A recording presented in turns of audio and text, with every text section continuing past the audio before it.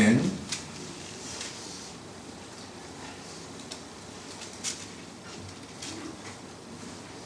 욥기서를 살펴보면서 중요한 그 흐름이 욥과 그의 친구들 간의 그러한 설전처럼 보여지고 있습니다. 욥과 그 친구들 간에 일어나는 이 설전에는 두 가지 양보하지 않는 흐름이 있죠. 하나는 의인의 고난과 또 하나는 악인의 형통입니다. 친구들은 말합니다. 의인은 고난 당할 수가 없다. 고난 당하는 것은 죄의 결과이다. 그러므로 지금 네가 당하는 이 고난은 무엇이 되었든지 간에 죄에 대한 하나님의 형벌이다. 이 친구들은 계속해서 그 사실을 고발하고 있습니다. 그런가 하면은 사람의 생사 화복이 하나님의 전적인 주권 아래 있기 때문에 하나님이 우리에게 생명 주듯 데려가실 수 있고 죽음을 주실 수 있고 건강 주듯 우리에게 질병도 주실 수 있고 형통 주듯 우리들에게 불통도 허락하여 주시는데, 그렇기 때문에 우리 눈으로 보고 있지 않느냐? 지금 이 시대에 악인의 형통도 얼마든지 있지 않느냐 하는 것을 이야기해 주고 있습니다. 오늘 18절서부터 보아도 같은 내용인데요.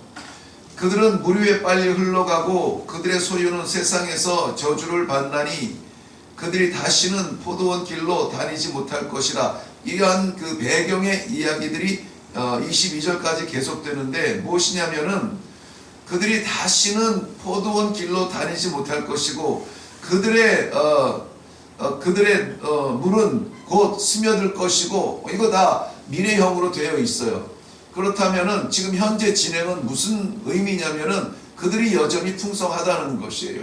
그들의 곳간이 차여 있고 그들이 여전히 물이 풍성하고 그들이 여전히 존재하며 풍요를 누리고 있다는 것이에요. 그러나 오래가지 못할 것이라는 것이죠.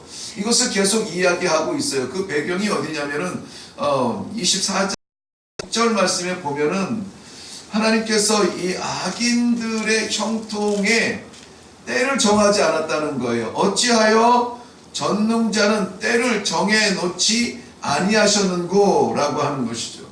이 말은 아직도 악인들의 형통이 계속되는 것을 볼 수밖에 없지 않느냐라고 하는 말이에요. 오늘 이 본문 말씀을 통하여서 우리는 분명하게 그렇구나, 악인도 형통할 수 있구나. 이 말은 무슨 말입니까? 믿는다고, 하나님을 믿는다고 하여서 반드시 형통하리라는 것은 아니에요.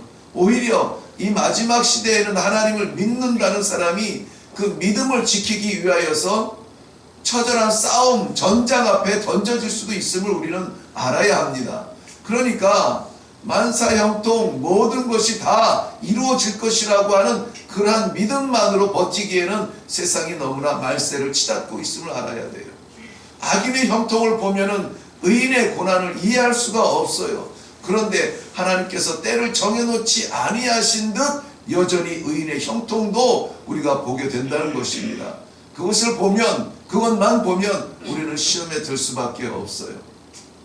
오늘 악인의 형통을 보게 되면은 이것은 우연의 범죄가 아니라, 여기서 말하는 악인이라고 하는, 악하다라고 하는 말은 어떤 그 범죄 사실인데 우연히 저지른 범죄가 아니라 이것은 다분히 의도적인 범죄를 이야기합니다.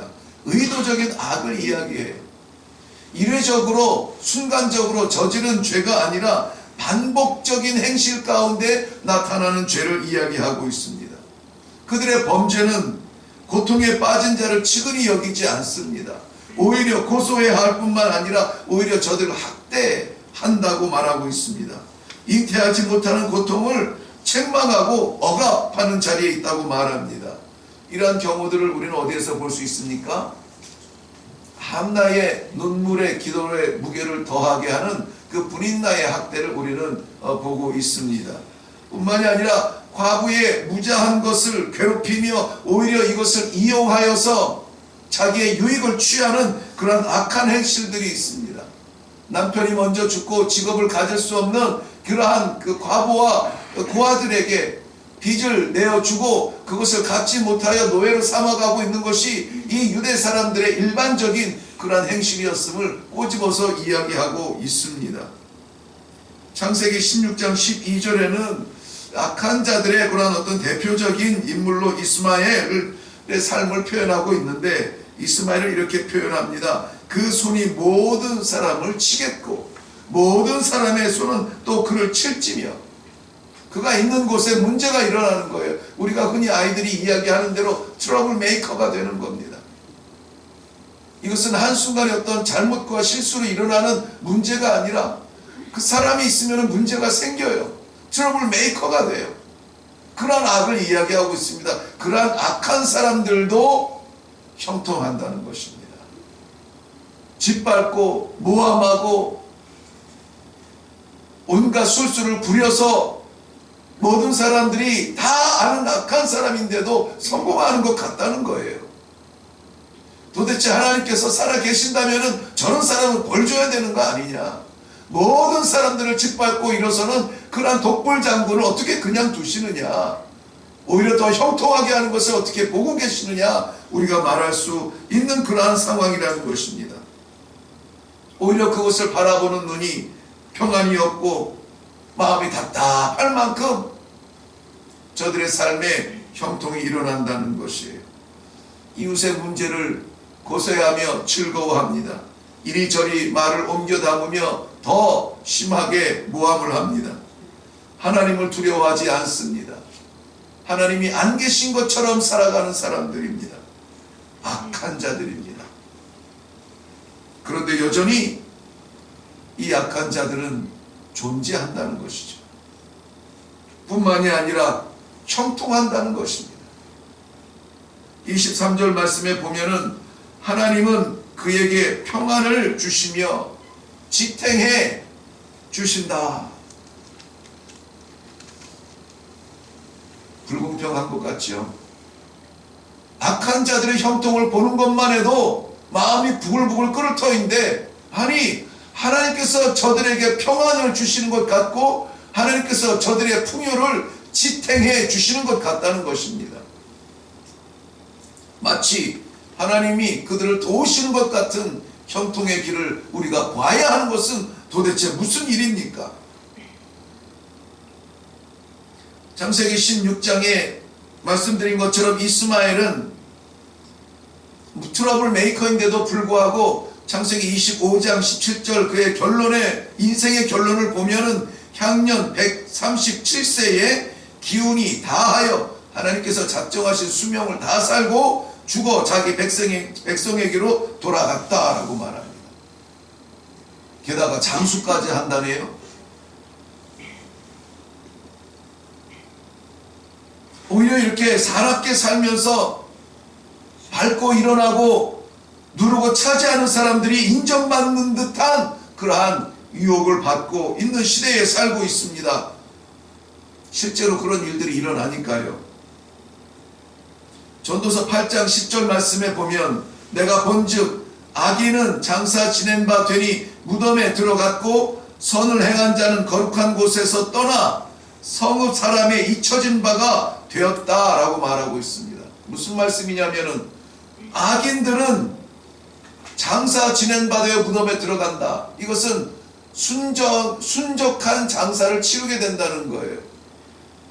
악인들은 객사를 한다든지 길거리에서 짐승의 밥이 된다든지 뭐 이런 비참한 말로를 맛봐야 되는 것 같은데, 아니 악인들은 오히려 점잖하게 다 장사 치를 거 다 치르고 무덤에 편안히 들어간대요. 그런데 의인은 어떻다고 말해요? 선한 행실을 하는 자는 거룩한 곳을 떠나 성읍 사람에 잊혀진 바가 되었다는 겁니다.